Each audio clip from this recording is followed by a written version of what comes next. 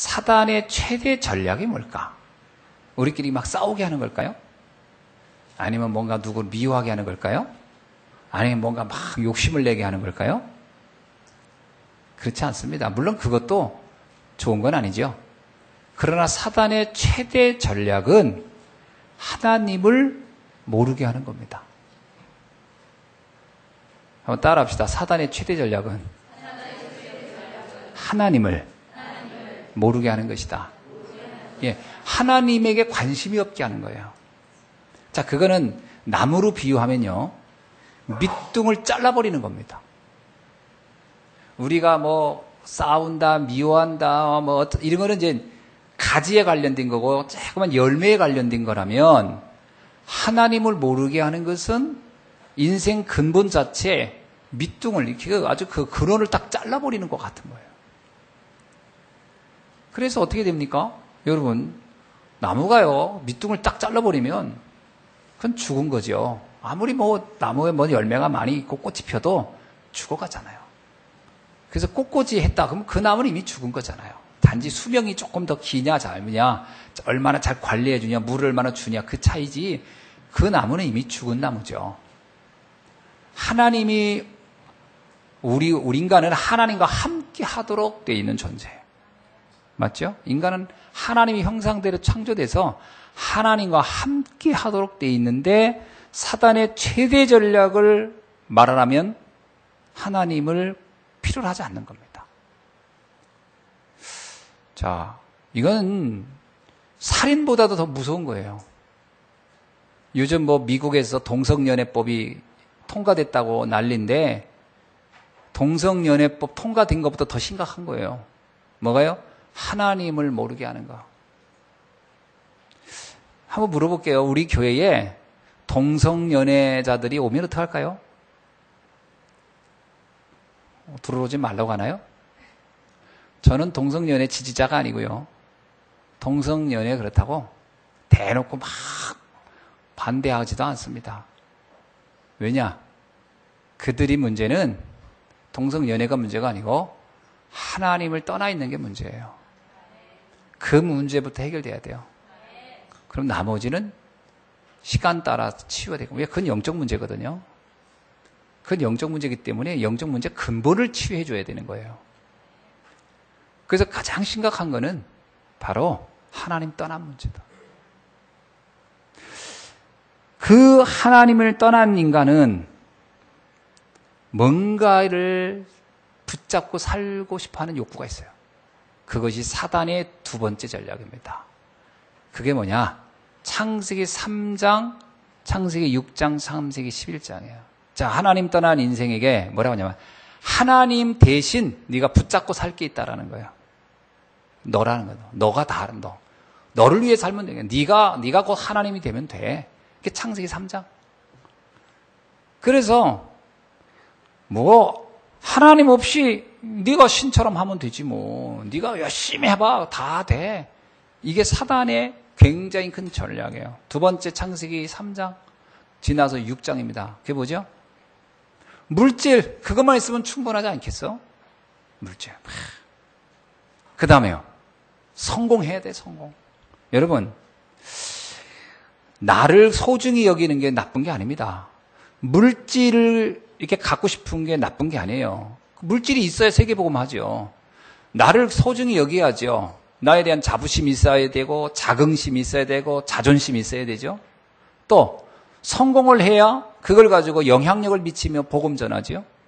문제는 하나님 안에서의 나, 하나님 안에서의 물질, 하나님 안에서의 성공은 귀한 겁니다. 그런데 하나님을 대신하여 내가 하나님을 대신할 것 같고, 물질을 대신하면 될 것 같고, 성공을 그거로 하면 될 것 같고, 이게 가장 큰 재앙이에요. 많은 사람들은 여기에 빠져 있습니다. 근데 이게 사단의 유혹인데요. 좀 더 깊이 생각해 볼 부분이 하나 있어요. 뭐냐면, 나는 하나님 안에서 하나님 안에서 물질, 하나님 안에서 성공인 것처럼 알고 있는데, 사실은 나를 위해서 하나님을 갖다 써먹고, 물질을 위해서 하나님 갖다 쓰고, 성공을 위해서 하나님 갖다 쓰면서 난 하나님과 함께하고 있어라고 착각할 수도 있어요.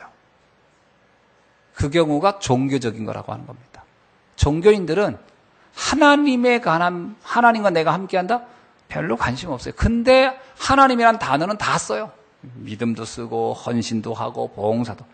그런데 왜 하느냐? 자기의 성공을 위하여, 자기의 야망을 위하여 갖다 쓰는 거죠. 근데 남들이 보면 잘 몰라요. 봉사도 하지, 헌신도 하지, 기도도 잘하지, 다 하는데 결국은 납니다. 결국은 물질이고 결국은 성공일 수도 있어요. 그거는 표현을 좀 과격하게 하면 근본은 잘려져 있는데, 근본은 하나님과 단절되어 있는데 자기가 착각하는 거죠. 왜? 그런 문화 속에 있다 보니까. 그게 대표적인 게 유대인들이에요. 유대인은 하나님 섬기는 문화 속에 살다 보니까 하나님에 대해서 의식도 없어요. 사실은 별로. 그러나 자기들은 하나님을 잘 믿는 줄 알았어요. 그래서 예수님이 그랬잖아요. 무덤이라고. 너희의 신앙은 무덤이다. 죽어있다. 근본은 죽어있다. 겉만 아름답게 치장되어 있다. 많은 종교인들이 문제가 그겁니다. 교회 열심히 다니죠. 봉사도 하고 헌신도 하고 기도도 열심히 하고 하는데, 문제는 진짜 내가 하나님이 나와 함께한다는, 내가 하나님을 만나고 하나님 안에 임마누엘이 되고 있는가를 물어볼 때 잘 모르겠다는 사람이 대부분이에요. 제가 얼마 전에 교회를 오래 다닌 분, 할머니를 만나서 복음 전하고 설명하고, 근데 이분이 말씀을 드리면 아멘, 아멘. 그래요. 그래 놓고 그 끝나자마자 하나님이 어디서? 내 안에. 예수님, 내 안에. 그래요. 근데 끝나자마자 말이고, 아이고 무서워. 왜요? 그러더니 안 믿어져요. 교회를 20몇 년 다녔는데 안 믿어진다는 거예요. 그게 뭐냐면 단절되어 있는 거예요. 영적으로 단절되어 있는데 기독교 문화로 덮여 있을 뿐이다. 심각한 거예요. 이걸 가리켜 뭐라고 하죠? 교회 안의 불신자. 교회 안의 불신자. 심각하죠. 그들의 대부분은 관심이 하나님이 아닙니다. 나, 물질, 성공이에요. 그것을 위하여 하나님을 갖다가 쓸 뿐이에요. 갖다 이렇게 데려다가. 하나님과는 아무 상관없는 거겠죠. 여러분, 자, 이 문제가 어떻게 발전해? 이게 문화화되는 거예요. 문화화. 그래서 문화가 되면 사람은 그냥 그게 흡수해 돼버려요. 여러분, 지금 기독교 문화, 미국 문화는 기독교 문화라고 해요. 그러나 복음이 있나요? 없습니다. 유럽 문화는요, 기독교 문화라고 해요. 복음이 있나요? 제가 보기에는 없어요. 그냥 문화화된 거예요. 그냥 문화 속에 있는 거예요. 그래서 자기들이 뭔가를 믿어요. 전부 다 우상. 그게 우상숭배예요. 하나님 섬기는 게 아닙니다. 단어가 비슷비슷해서 착각할 뿐이지 신앙은 아니에요. 제가 보기에 그렇습니다. 성경은 말씀 가지고 거짓말할 수는 없잖아요. 아닌 건 아닌 거예요. 그냥 두루두루 좋은 게 좋은 거다 이렇게 할 수는 없는 거예요. 그렇게 신앙생활을 하는 것이 오늘날 세계교회가 무너진 요인이고 한국교회가 무너지고 하는 요인입니다. 한 번도 복음을 들어본 적이 없는 사람이 너무 많아요. 비슷한 단어를 들었을 뿐이지 정확한 복음을 들어본 적이 없다. 이게 굉장히 심각한 문제예요. 여러분, 결국은 이것이 어떻게 됩니까? 완전히 우상화되는 거잖아요. 러시아 가도 그게 우상이죠. 필리핀 가보세요. 그것도 우상이지. 그게 어디 기독교 신앙입니까? 다 우상이에요. 단어가 비슷해요. 호칭이 비슷하고 명칭이 비슷하지. 다 우상입니다. 한 번도 복음이 증거된 적이 없는 곳. 근데 이것이 가문을 타고 오는 거예요. 자, 가문이라는 건 뭐냐면 하나의 시스템입니다. 시스템. 우리의 가문. 이게 우상이 가문을 타고 내려오니까 못 빠져나와요. 이제 거기서 완전 각인돼 버리고 체질돼 버리고 뿌리 내려버리는 거죠. 이렇게 가니까 결국은 개인이 망할 수밖에 없는 단계로 가는 겁니다. 하나님 떠나 있는 상태. 그러니까 뭐 온갖 아름답고 멋있고 성공적이고 뭐 이런 건 다 채색되어 있는데 핵심이 하나님과 상관이 없는 거예요. 불신자들의 삶을 보세요. 얼마나 수준 높고 얼마나 교양 있고 얼마나 엘리트합니까? 문제는 하나님과는 아무 관련이 없어요. 그러니까 어느 날 문제가 오는 거예요. 그게 언젠가는 옵니다. 사단이 살아있기 때문에 그냥 잘 살다가 천국 가게 할 리가 없고 천국 갈 수도 없고 사단이 가만히 있지 않거든요. 타이밍을 보는 거예요. 타이밍을. 어떤 때 그 사람의 가장 치명적인 순간을 기다리는 거예요. 이게 불행한 겁니다. 그래서 빨리 하나님께로 와야 합니다. 이것부터 해결해야 돼요. 그래서 인생 중에 가장 불행한 인생을 말하라면 돈 없는 인생입니까? 아니에요. 가장 불행한 인생이 뭐 세상에서 공부 못하는 인생입니까? 아닙니다. 이 땅에서 가장 불행한 사람이 뭐 명예가 없는 사람입니까? 아닙니다. 육신적으로 어디 뭐 아픈 사람입니까? 아니에요. 이 땅에서 가장 불행한 사람은 하나님을 알지 못하는 사람이에요. 근본이 죽어 있기 때문에요. 에베소서 2장 1절. 그때 너희는 죄와 허물로 죽었었다. 죽어 있는데요. 그래서 사실은 하나님은 불신자에 관심이 별로 없어요. 아니, 관심을 가져도 안 될 이유가 알지 못하고 알아듣지 못하니까. 보통 불신자들이 그럽니다. 열심히 해도 안 되면 하나님 왜 나한테 이럽니까? 하나님은 이럴 겁니다. 너하고 나하고는 아무 상관없는데.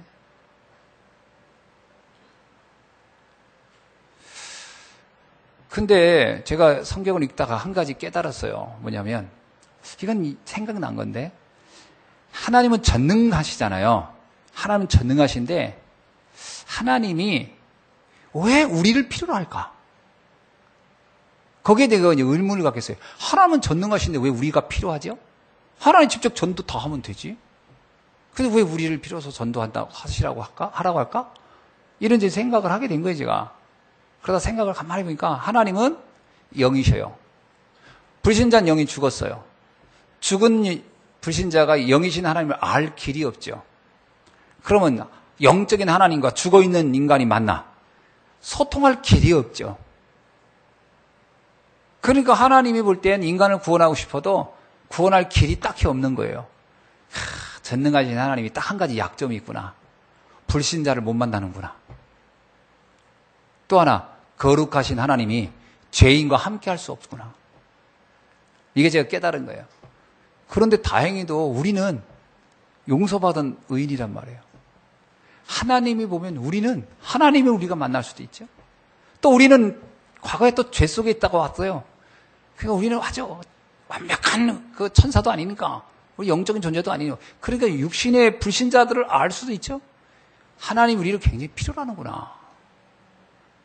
그래서 우리가 전도자로 딱이라는 거예요. 고백합시다. 내가 전도자로 딱이다. 하나님이 내가 그래서 내가 필요한 거예요. 내가 아니면 하나님의 구원 사역이 이루어지지 않겠구나. 그래서 하나님이 어디에 굉장히 집착하냐면 복음 전할 전도자들에게 굉장히 하나님은 집중하고 있어요. 복음 전할 전도자들을. 우리가 아니면 불신자들이 하나님을 어떻게 알겠습니까? 불신자가 스스로 하나님 알 길은 거의 없거든요. 우리가 아니면 알 수가 없어요.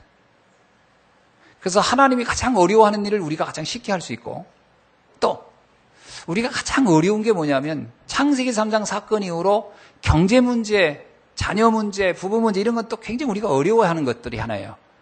그렇죠, 맞죠? 그 문제는 우리가 해결할 것 같으면 잘 안 되는 게 그거예요. 근데 그건 하나님이 또 그건 아주 쉬워요. 하나님은 전능하시기 때문에. 만물이 그분 손에 있기 때문에. 그래서 서로 빅딜 해야 돼요. 주님이 어려워하는 전도는 내가 하고 내가 어려워하는 경제와 이런 문제는 주께 맡기고. 아멘. 어떻습니까? 이 얼마나 절묘한 파트너십입니까? 그러니까 여러분 하나님이 우리를 필요한 이 전도 운동에 여러분 마음을 담으면 하나님은 우리가 어려워하는 걸 하나님이 알아서 해결해 주실 것이다. 그래서 예수님이 그러잖아요. 너희는 먼저 그의 나라와 의를 구하라. 그러면 이 모든 것은 내가 헤어지마. 아멘? 이 비밀을 여러분 한번 잡아보세요. 마음 담기만 해보세요. 그러니까 하나님이 기특해서라도 역사를 이루어 갈 줄로 믿습니다. 이 영적 세계의 눈을 좀 열으셔야 돼요.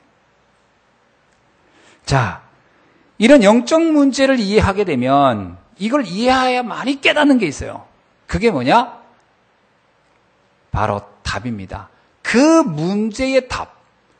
사단의 존재, 인간에게 개입되는 흑암의 문제, 그리고 지금 가문을 타고 온 문제, 내 개인에 나타나는 문제를 과연 내 노력으로 해결할 수 있겠느냐 하는 거예요. 인간의 방법으로는 그 해결이 절대 안 됩니다. 우리는 그걸 해결할 능력 자체를 갖고 있질 않아요. 그래서 우리가 할 수 있는 게 뭐냐? 하나님께 그 문제를 맡기는 수밖에 없어요. 그렇죠? 우리가 할 수 있다면. 그런데 누가에게 맡깁니까? 그래서 주께서 우리에게 그 문제를 너희가 할 수 없음을 우리가 아시고 하나님께서 그 문제의 해결자를 보내신 겁니다. 그래서 이 근본 문제가 이해돼야만이 그리스도라는 단어가 깊이 이해되는 거예요. 이 영적인 문제가 이해가 안 되면 그리스도가 나에게 있어도 그만, 없어도 그만, 믿어도 그만, 안 믿어도 그만. 그러니까 신앙생활이요, 이게 별 감동이 없는 거예요. 뭐 믿어도 그만. 결국은 가만히 보면 내가 알아서 다 하는 거예요. 진짜 내 인생 문제가 내 힘으로 안 되는 게 맞냐? 그래, 내 힘대로 안 되더라는 거예요. 그게 깨달아져야 하나님께 내 인생을 맡기는 것이 시작된 줄 믿습니다. 그래야 그리스도의 필요성이 강렬해지는 거예요. 그래야 내가 그 그리스도를 알았다는 것이 얼마나 감사하고 얼마나 놀라운지. 그래야 그때부터 그리스도의 능력이 하시는 일에 대하여 기대가 생기는 거예요. 이야, 그래서 신앙생활의 핵심은 뭐죠? 신앙생활은 그리스도가 어떤 분인지를 아는 것과 그걸 누리는 겁니다. 그리스도는 어떤 분입니까?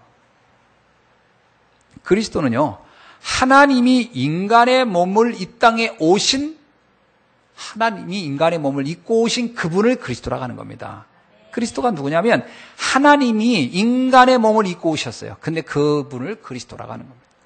성경은 그 그리스도는 딱 한 분밖에 없다는 거예요. 그게 예수라. 예수님이 그리스도입니다. 그래서 예수님을 성경은 뭐라고 한다? 이렇게 말해요. 빌립보서 2장 6절. 그는 근본 하나님의 본체이시다. 하나님과 동등한 분이에요. 또 골로새서 1장 15절로 16절은 그는 보이지 아니하시는 하나님의 형상이며 모든 피전물보다 먼저 나신 이로서 만물이 그에게 창조되었도다. 그래서 그리스도는 창조주예요. 그래서 예수 그리스도는 곧 하나님입니다. 그래서 예수님이 무리를 걸을 수 있었던 거예요. 그분이 하나님이기 때문에. 그래서 예수님이 죽은 자들 살릴 수 있었던 거예요. 그래서 예수님이 오병이의 기적도 행할 수 있었던 거예요. 왜 예수님이 바다를 잔잔케 할 수 있느냐? 우리는 못해요. 우리가 그리스도가 아니니까. 그러나 그분은 그리스도이시기에 가능한 거예요. 이 땅에 자칭 그리스도라고 하는 사람들이 많아요. 안상홍 뭐 많아요. 그 인간들 다 데려다 놓고 폭우가 쏟아지는 날 한번 외치라고 해야 돼요. 저것도 잠잠케 해보라고. 그리고 죽은 자들 갖다 놓고 여기 무덤 가가지고 한번 살려내보라고 해야 돼요. 그거 할 수 없으면 그건 그리스도 아니죠. 그리스도는 오직 예수님 외에는 없습니다. 그래서 성경은 말하는 거예요. 그 그리스도가 나를 위해 오셨는데 그분이 예수님이시고, 그래서 그가 십자가에서 죽으시고 부활하심으로 우리의 모든 죄와 저주와 사망을 해결했다. 그 사실을 믿을 때 우리의 인생의 모든 문제는 끝나는 것입니다. 그래서 예수님 십자가에 죽으시면서 하시잖아요. 다 이루었다라고. 아멘. 그래서 예수님이 이 땅에 오셔서 한 일이 인간이 절대로 해결할 수 없는 사단의 문제. 요한일서 3장 8절. 하나님의 아들이 나타나는 것은 마귀의 일을 멸하려 하심이니라. 인간이 절대로 하나님 직접 만날 수 없어요. 요한복음 14장 6절. 내가 곧 길이요 진리요 생명이니 나를 통하지 않고 아버지께 갈 자가 없느니라. 하나님을 만날 수 있는 기회. 예수님만이 우리의 모든 죄를 십자가에서 해결할 수 있습니다. 내가 온 것은 섬김을 받으려 하는 것이 아니요, 도리어 내가 너희를 섬기며 대속 제물로 데려오고 너희의 모든 죄를 해결해 주려고 왔느니라. 그러므로 오직 예수 그리스도를 아는 순간 내 인생의 모든 저주와 재앙의 문제는 끝나는 줄로 믿습니다. 자, 이것을 우리가 어떤 노력으로 되는 게 아니죠. 믿으면 되는 거예요. 근데 문제는 나는 분명히 예수가 그리스도라고 믿어지는데 왜 내 삶 속의 문제는 끊이지 않을까? 어떻습니까? 그게 문제지요. 분명히 예수는 그리스도가 맞아요. 그분은 불완전한 분이 아니에요. 완전한 분이에요. 모든 분이에요. 충분한 분이에요. 근데 내 삶은 왜 자꾸 문제 속에 있을까? 그런 생각을 우리는 하게 되는 거죠. 성도들이 거기서 이제 착각하는 거예요. 아이고, 내가 믿는 믿음이, 복음이 틀렸나? 뭐가 문제일까요?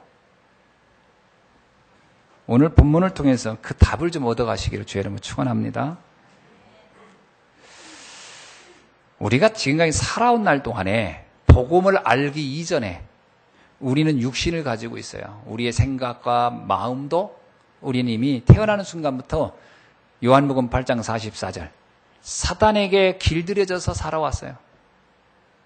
그래서 거짓을 믿고 거짓의 것에 각인되어 왔어요. 진리가 아닌 것을 진리인 건요. 행복이 아닌데 그것이 행복이 있을 거냐. 그것을 붙잡고 살아오면서 인생이 왔던 겁니다. 그러다가 복음 들은 거예요. 복음 들을 때 내 인생이 불행하구나. 그래서 뭔가 새로운 길이 없을까 하고 잡은 게 복음 아니겠습니까? 그런데요, 이 복음의 완전 결론 난다는 것이 뭐냐? 지난날의 나의 모든 각인과 뿌리와 체이 바뀌어야 되는데 이것은 여전히 남아있다는 게 문제예요. 남아있어요. 우리의 삶 속에 남아있어요. 그러니까 이런 문제가 와보세요. 그러면 정말 하나님께 기도하고 나갑니까? 아니면 걱정부터 합니까? 그게 이제 우리의 체질이거든요. 그게 이제 내 문제거든요. 자, 아브라함을 예를 들은 겁니다. 그래서 아브라함에게 하나님이 3번의 이별을 하라는 거예요. 떠나야 될 게 있다는 거예요. 우리가 3가지를 떠나야 됩니다. 첫 번째 떠날 게 뭐냐? 아브라함이 고향과 친척 아버지의 집을 떠나라 이렇게 얘기해요. 그게 창세기 12장 1절입니다. 이별의 축복이에요. 따라합시다. 이별의 축복. 영화 제목 같죠? 이별을 해야 될 게 있어요. 꼭 붙잡고 있는 것부터 이별을 해야 될 게 있어요.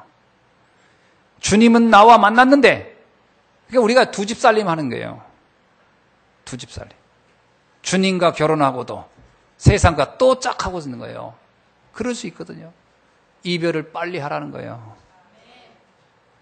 오늘 이 말씀을 통해서 이별의 축복을 누리는 날을 되게 주의를 축원합니다. 자, 뭘 이별해야 되냐? 고향과 친척 아버지의 집과 이별하라는 거예요. 불신자 상태. 여러분, 아브라함이 살았던 날들 아시죠? 갈대우루. 근데 신기한 건요, 갈대우루 이전에 아브라함의 기록이 없어요. 왜? 하나님 관심 없어요. 갈대우루 이전에 아브라함이 어떻게 살았다 그래서 아무 관심 없어요. 하나님 만나기 이전에 대해서 하나님은 말하지 않습니다. 왜? 관심이 없어요. 그 사람이 왕이었던지, 그 사람이 거지였던지, 그 사람이 살인자였던지, 그 사람이 바람둥이였던지, 뭔 상관이냐 이거요. 하나님 만나기 이전의 것, 주님 관심 없습니다. 왜? 그건 사단과 함께 했던 날들인데 그게 뭔 의미가 있냐는 거예요. 근데 우리는 아니에요. 우리는 관심이 많아요. 관심 많아.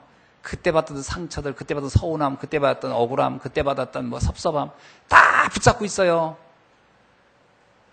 하나님 관심 없거든요. 그때의 그 열등감을 지금 만회하려고 한다? 하나님 볼 때 웃기는 거예요. 그게 뭔 상관이냐는 거예요. 떠나야 됩니다. 갈대우르 살았던 날들의 집이 좋았다, 환경이었다. 그게 뭔 상관이냐는 거예요. 하나님 없이 살았던 날들인데 떠나라는 거예요. 약속의 땅으로 가라는 거예요. 새로운 시작을 향해 가라는 거예요. 우리의 인생은 새로운 시작입니다. 이사야 63장이 뭐랍니까? 여러분, 아까 우리 한번 읽어봅시다. 이사야서 53장인가요?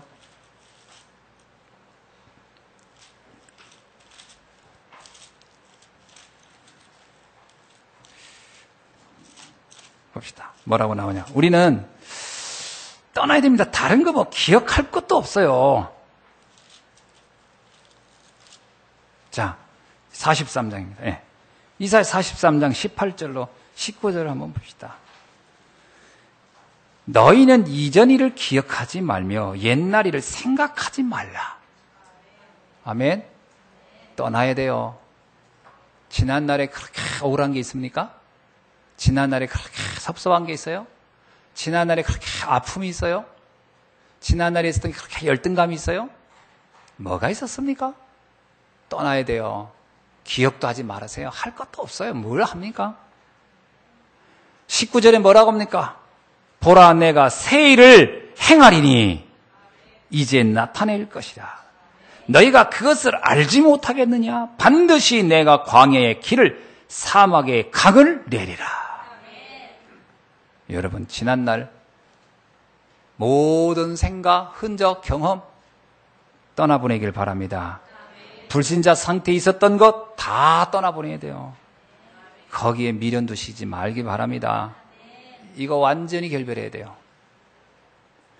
오늘날 많은 성도들이 과거에 잡혀서 여전히 살아요. 맨날 뭔 얘기하면 옛날 얘기하고 그때 얘기해 또 눈물 줄줄 흘리고 안 끝난 거예요. 안 끝난 거예요. 그때 생각 가슴이 뭐 벌렁벌렁하고 흥분되고. 재미난 얘기 하나 할까요?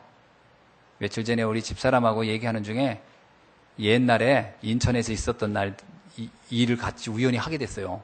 근데 집사람은 그냥 아무 생각 없이 담백하게 얘기한 거예요. 그때 있을 때 얘기하는데 와, 갑자기 우라통이 터지는 거예요. 이런 인간들이 그때 나를 그렇게 했단 말이에요. 난 전혀 모르고 있었는데 그때가 아마 부흥회 때인데 교회에서 부흥회 해가지고서 이렇게 같이 여기 식사하러 간 거예요. 그래서 분강사하고 저하고 식사 마치고 먼저 왔고 집사람이 거기에 어떤 여전도회 회장하고 같이 있는 나머지 식사했는데 이 여전도 회장이 나중에 그날 내가 기억나는 건 부흥회 시작하고 한참 있다 왔어요. 그래서 집사람은 거의 맞춰갖고 그건 왜 그러냐 했더니 여전도 회장이 계속 밥을 늦게 먹더라는 거예요. 천천히. 그래가지고 이제 늦어진 거지. 근데 나중에 이제 얘기 된 거예요. 뭐야. 자기가 3월을 테스트했다는 거예요. 내 말을 듣나 안 듣나. 근데 집사람이 나는 먼저 가야 된다고 밥 빨리 먹고 같이 갑시다. 빨리 부흥회 시작하기 전에 갑시다. 그 얘기했다고 자기의 말을 무시했다고 그날부터 우리를 괴롭혔다는 거예요. 그날부터 우리를 괴롭혔다는 거예요. 왜냐면 그 나중에 이렇게 누가 했다는 거예요. 그 얘기를 진짜 몇십 년 만에 들은 거 아니에요. 갑자기 그 여전도 회장이 기억도 안 나는 여자예요. 이름이 한시라는 것밖에 기억이 안 나. 그 여자가 그랬어? 그러면서 나도 모르게 갑자기 속에서 우라통이 쫙 올라오는 거죠. 그때였습니다. 바로 그때였어요. 내 생각이 뭐냐면 지금 내가 뭐하고 있지? 그 사람하고 나 뭔 상관이 있는데 그때 난 복음 모르을 때 아니야. 아무것도 아니잖아. 내가 속내? 그럼 내가 집사람하고 당신 말하지 마. 그러니까 집사람은 그냥 우연히 그냥 편하게 한 얘기인데 말하지 마. 그게 나를 흔들어 놔. 그러니까 가만히 생각해 본 거예요. 뭐냐면 이야 순간으로 과거로 돌아가는구나. 그것도 20년 전으로 나를 확 집어넣는. 이야 인간을 20년 전으로 그 말 한마디가 막 싹 집어넣는. 신기한 거예요. 소름이 쫙 끼치는 거예요. 그리고 나서 내가 속았었구나. 만약에 지금 그 한 아무개라는 분을 만났다 그러면 지금은 아무 기분이 도리어 옛날에 만났던 것들이 너무 반가울 뿐이거든요. 반가울 뿐이지요. 옛날에 뭐 그런 것도 인간은 이렇게 할 수 있지. 그런데도 불구하고 한번 그 어떤 마음속으로 쫙 들어가니까 과거로 막 타임머신을 타고 들어가는 것처럼 거의 10초 만에 내가 20년 전으로 그냥 영화가 따로 없더라고. 와, 여러분 과거와의 안녕을 구해야 됩니다. 아멘. 이별을 구하세요. 자, 옆 사람은 다 인사합시다. 이별을 구합시다. 아니, 안 구하는 분이 있는 것 같아요. 다시요. 이별을 구합시다. 예, 과거와 이별을 구하셔야 돼요. 그거를 못 구하면 그게 나를 두고 가끔씩 내 뒷다리 잡아요. 그래서 내 마음이 늘 뭔지 모르게 울적해지는 거예요. 두 번째 이별을 구할 게 있어요. 조카 롯과의 이별이에요. 창세기 13장 14절이에요. 조카는 자신의 일종의 보험 같은 거였어요. 불안해요, 불안. 미래에 대한 불안감. 뭔가 대안이 있어야 돼요. 그래서 조카를 데리고 다녔어요. 근데 이 조카와의 관계가 늘 이게 삐걱삐걱하고 문제가 늘 오는 거예요. 어느 날 알았어요. 떠나야 된다는 것을. 그래서 조카 롯과의 이별을 고합니다. 여러분, 우리가요, 불안해하는 거 있습니까? 아직도? 하나님만으로 만족이 안 됩니까? 그리스도만으로 뭔가 불안해요. 뭔가 그거 외에 뭔가 하나 또 있어야 될 것 같아요. 그것이 있는 한 하나님의 진정한 능력을 체험하기는 쉽지 않습니다. 하나님이 생각할 때는요, 우리가 딱 저울질하는 거잖아요. 하나님과 내가 또 믿는 법과 무언가를 저울질해. 누가 나를 저울질해 보면 좋아요, 나빠요? 만약에 내가 이렇게 연애하는데 남자가 나를 두 여자 사귀면서 저울질해 보세요. 이런 면은 좋고, 이런 면은 아쉽고, 이런 면은 또 좋은 것 같고, 그 계속 저울질하면 기분이 어때요? 바뀌죠. 이제 떠나죠. 저울질 안 하는 사람으로. 우리가 하나님이 저울질하면 하나님 떠납니다. 아이고, 너 그러면 네가 알아서 해라. 그러니까 아브라함이요, 삶의 문제가 계속 오는 거예요. 저울질하니까. 조카 롯과 하나님 사이, 비교 대상도 아닌데 아브라함은요, 조카가 있어야 될 것 같은 거예요. 하나님만 믿고는 안 될 것 같은 거예요. 하나님만 의지했다면 뭔가 불안한 거예요. 우리 안에 이런 게 있습니까? 이것과 안녕을 구해야 돼요. 아멘? 어느 날 아브라함이 결단을 내려요. 그래, 조카를 내보내자. 그날로부터 아브라함의 인생에 엄청난 축복이 뭐야? 가병만 318명. 아무것도 걱정할 필요가 없는 역사가 시작됩니다. 완전히 하나님의 은혜, 그야말로 하나님이 하신다는 것을 고백할 수밖에 없는. 그 나중에요, 멜기세덱이 뭘 준다고 하니까 싫다잖아요. 네가 나 줘봐야 멜기세덱이 아니죠. 그 살렘왕이 그거 준다고 하니까, 예루살렘에 소돔 왕이죠. 소돔 왕이 준다고 하니까 싫다 그러잖아요. 그거 내가 받았다가 사람들이 말이야, 너의 도움이나 청하면서 내 사는 인생인 줄 오해하지 않겠냐. 이 정도 된 거예요. 더 이상 다른 것에는 왜 미련 없다. 오직 여호와를 바라볼 것이다. 여호와를 앙망하라. 나의 도움이 어디서 올고? 천지를 지으신 하나님께로다. 여러분, 이 고백이 나와야 돼요. 근데 우리도 모르게 자꾸 이 세상에 그 뭔가의 미련을 두고 거기에 내가 은근히 양다리 걸치고 있는 거죠. 그것과의 결별이 있어야 할 줄 믿습니다. 그날로부터 하나님의 진정한 축복이 내게 넘치기 시작할 것이다. 이게 두 번째 이별이었어요. 그 아브라함이 참 하나하나 하나님이 참 교육시키고 있는 거지. 세 번째 이별. 그게 오늘 본문에 나오는 아들 이스마엘과의 이삭입니다. 여기 나오잖아요. 그게 그냥 아브라함의 씨예요. 아브라함이 자기의 친아들이에요. 아브라함의 아들이잖아요. 그래서 11절에 보세요. 아브라함이 그의 아들로 말미암아 그 일이 매우 근심이 되었더라. 근심입니다. 그런데 하나님 뭐라고 하죠? 이제 그 아들과 결별하라는 거예요. 이건 뭘까요? 이거는 사명입니다. 너를 위해서 살지 말고, 아브라함이요, 왜 자꾸 아들, 하나님이 씨를 주겠다, 네 자녀를 주겠다 할 때도 아브라함이 못 깨달은 것 중에 하나가 뭐냐면, 이게 나에게 그냥 나를 위해서 주는 아들이라고 생각한 거예요. 아닙니다. 나를 위해서 주는 아들이 아니에요. 하나님의 세계복음화의 역사를 이루기 위한 언약의 전달자로서의 사명자를 주겠다는 것이었지, 아브라함에게 아들 하나 또 주겠다는 말이 아니에요. 아브라함이 이걸 이해 못했어요. 그래서 내 아들이라고 여기니까 그냥 그 이쁜 내 아들 막 그런 거예요. 생각이 그런 거예요. 아브라함이 내 자식. 뭐라고 나옵니까? 그 일로 인하여 매우 근심이 있었더라. 그렇죠. 아브라함이 아버지 입장에서는 그렇겠지요. 근데 보내라는 거예요. 떠나보내야 된다는 거예요. 그러면서 말하기를, 진짜 씨는 이삭을 통해서 나오는 씨라는 거예요. 참 재미난 거네요. 이 표현이. 그 다음 읽어보세요. 이 12절에 보세요. 하나님이 아브라함에게 이르시되 내 아이나 내 여종으로 말미암아 근심하지 마. 그 근심거리도 아니라는 거예요. 그러면서 뭐라고요? 사라가 내게 이른 말을 다 들으라. 그러면서 이삭에게서 나는 자라야 내 씨라. 이삭이 내 씨라 하지 않아요. 아브라함에게는 이삭이 아들인데 이삭이 내 씨가 아니고 이삭이 난 자가 씨라는 거예요. 하나님은 단지 아브라함의 자녀 하나가 필요한 게 아니에요. 그 하나님 아들 하나 더 준들 안 준들 무슨 상관이 계세요? 하나님은 지금 이 가문을 통해서 세계복음화의 언약을 이루어갈 언약의 전달자, 바통을 이어갈 자가 필요한 거예요. 그걸 설명하는 거예요. 너는 자꾸 내 아들 하는데 나는 거기에 관심 없어. 너를 통하여 이 언약을 전달할 사람이 필요한 거야. 그걸 네가 깨달아야 돼. 이 얘기를 하는 거예요. 그러니까 아브라함이 그때서요.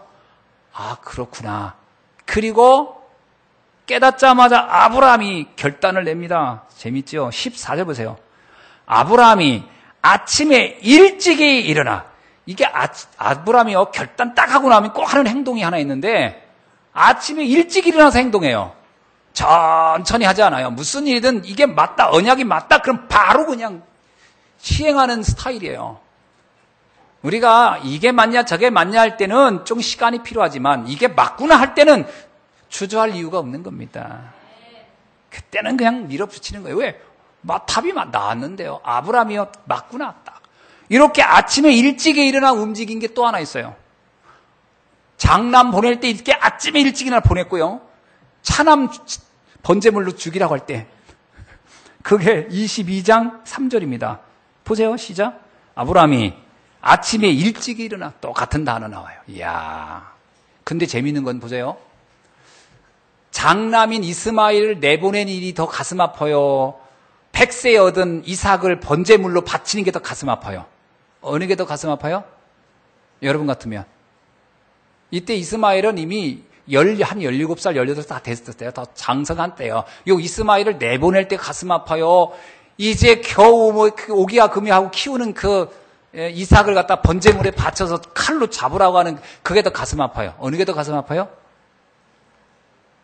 안 잡아봐가지고 이거 뭐 그런 일을 해봐서 그래서 그 표정이 그러신 건가? 뭐가 더 가슴 아픈 일이겠어요? 당연히 이삭을 잡으라는 게 더 가슴 아픈 일이지. 근데 신기한 건요.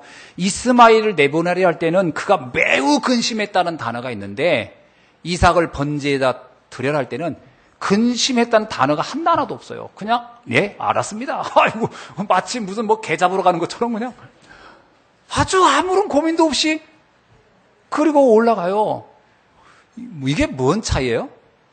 이스마엘은 굉장히 사랑했고 이삭은 사랑을 안 했다 이 말입니까?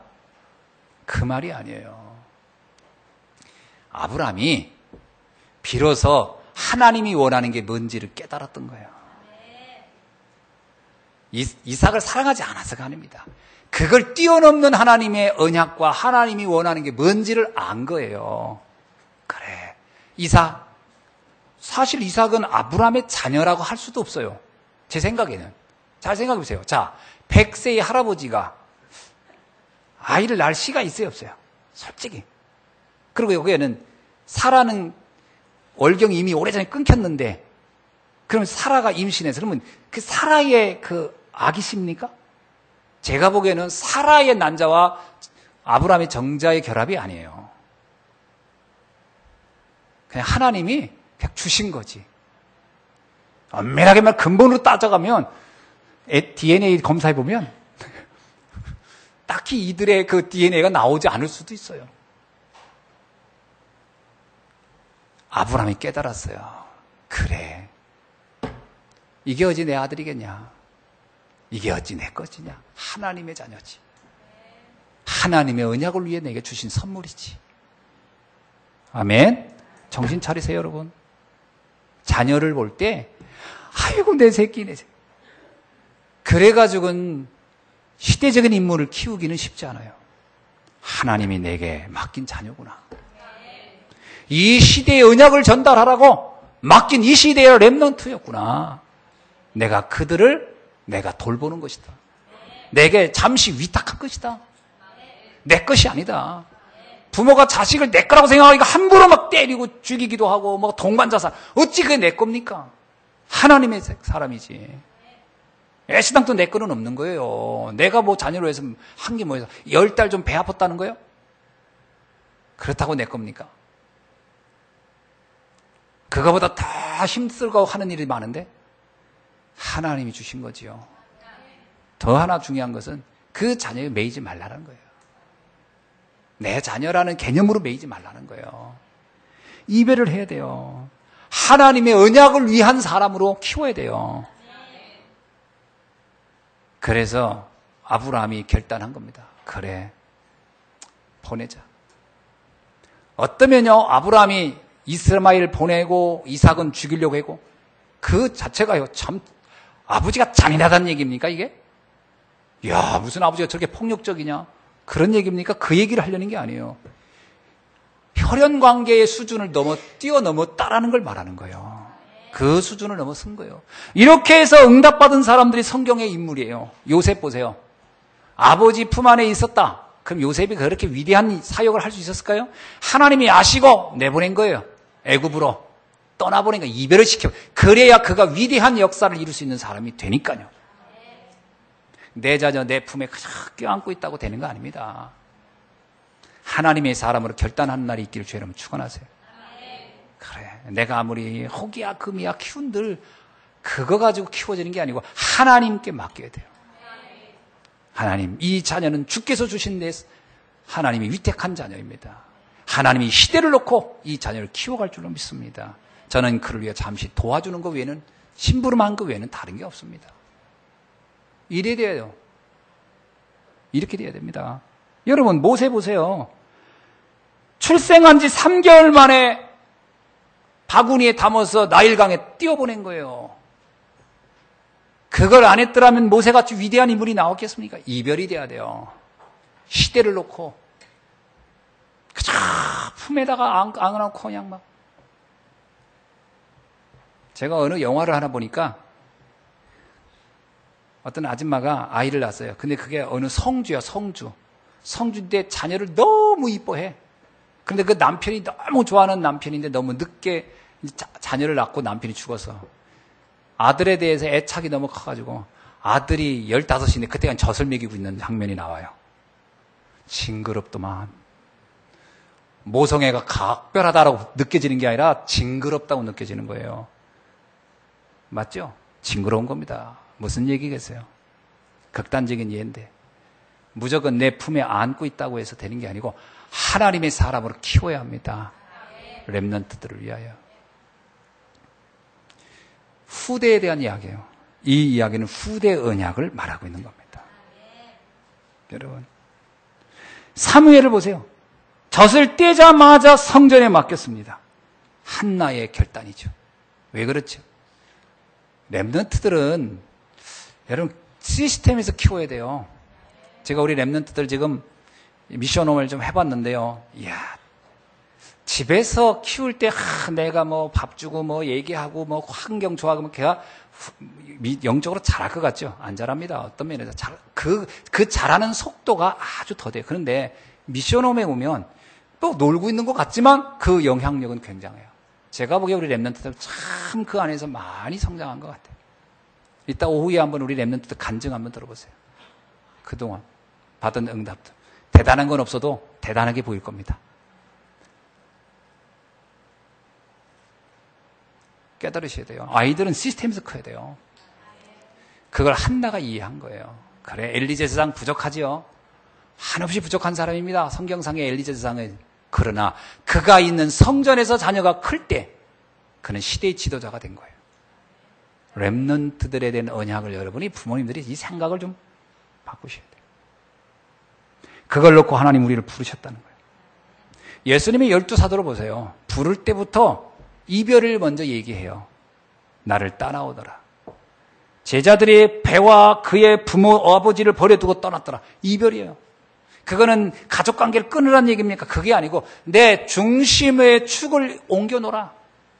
내 중심을 옮겨놓으라는 거예요. 여러분, 여러분이 애착하고 있는 그거로부터 내 중심을 언약으로 사명으로 옮겨놓기를 주의 이름으로 축원합니다. 사명이 여러분 중심에 있어야 돼요. 내가 무엇 때문에 사는지. 내가 자녀를 키우는 것도 그냥 애정으로 키우는 게 아니고 사명 가지고 키우기를 주의 이름으로 축원합니다. 사명이 있어야 돼요. 이 사명은 인간에게만 준 하나님이 가장 아름다운 독특한 은사여 선물입니다. 본능 따라 사는 것 가지고는 안 돼요. 새들도 새끼를 이뻐하고 동물들도 새끼를 이뻐합니다. 그 본능 가지고 사는 것 가지고는 세상을 못 바꿔요. 하나님은 본능을 넘어 사명으로 들어가기를 원하고 있는 겁니다. 사명의 사람 되기를 주의 이름으로 축원합니다. 자, 그래서 하나님이 아브라함에게 바라는 게 뭘까요? 바라는 게 있어요. 창세기 12장 1절로 3절 복의 근원이 되라. 창세기 13장 14절로 16절 세계 복음화의 주역이 되라. 창세기 17장 6절로 8절 세계 살리는 영원한 기업을 내가 너에게 주어서 세계 살리는 사람이 되라. 그런데 그 일을 어떻게 하라? 너의 후대와 함께 그 일을 하라는 거예요. 세계 복음화의 언약을 이루는 주역으로. 그러려면 이런 이별이 필요하다는 거예요. 여러분, 우리가 이런 이별을 안 하고는 절대로 세계 살리는 주역으로 쓰임받을 수는 없습니다. 그래서 이별이 슬픈 게 아니에요. 기쁜 거지. 그래서 성경에도 보세요. 남녀가 자라면 나중에 부모를 떠나서 가정을 이루어 떠나야 되는 거잖아요. 당연한 겁니다. 그래야 정상적인 삶이 돼요. 우리가 하나님의 사명을 이루기 위하여 고향을 떠나고 또는 내가 집착했던 미련을 가졌던 것부터 떠나고 그리고 육신적인 것부터 떠나고 사명 중심으로 나갈 때 하나님은 세계를 살리는 일에 주역으로 우리를 세우시고 우리 후대를 그 일에 축복자로 서밋으로 세워갈 줄로 믿습니다. 말씀을 맺습니다. 시대의 재앙이 보이십니까? 시대의 재앙이 본다면 이 말씀이 이해될 겁니다. 왜 아브라함에게는 이런 일을 할까요? 하나님이 심심해서요? 하나님이 그냥 아브라함 괴롭히려고요? 아닙니다. 시대의 재앙을 하나님은 알고 있었고 그것을 막을 사람이 필요했기 때문에 하나님은 이 말씀을 아브라함에게 주신 거고 결단하기를 원했던 거죠. 여러분, 우리가 정말 이 시대의 재앙을 눈앞에 보여진다면 우리는 내가 이것을 결단해야 할 이유를 알게 될 줄로 믿습니다. 이것을 본 사람들이 요셉이었고 다윗이었잖아요. 그러니까 하나님의 시대적인 재앙의 문제를 본 사람들은 사소한 거에 매여 있거나 거기에 미련을 갖지 않았어요. 형들이 뭐라고 하든지 상관없어요. 그 언약 따라 가는 겁니다. 사명 따라 가는 거거든요. 저와 여러분이 그 사명 따라 가는 여러분 되기를 주의 이름으로 축원합니다. 그래서 성경에서 말씀하는 거예요. 이전 일을 기억하지 말고 옛적 일을 생각도 하지 말라. 새 일을 향할 하나님의 계획, 시대를 향하여 하실 하나님의 재앙을 막을 그 하나님의 역사 바라보면서 가라는 거예요. 그리고 그 일을 후대를 키우라는 거예요. 여러분, 고린도후서 5장 17절에 너희는 새로운 피조물이라. 빌립보서 3장 12절로 14절에 보니까 우리는 과거의 것에 더 이상 집착하지 아니하고 이제 주님이 주시는 푯띠를 향해 가는 사람이다. 자, 이렇다면 우리가 지금 해야 될 일이 뭔지를 발견하게 될 겁니다. 왜 우리가 비밀 결세대라는 언약을 잡습니까? 왜 우리가 홀리 메이슨이라는 단어를 잡습니까? 왜 우리가 렘넌트 미니스트리라는 단어를 잡습니까?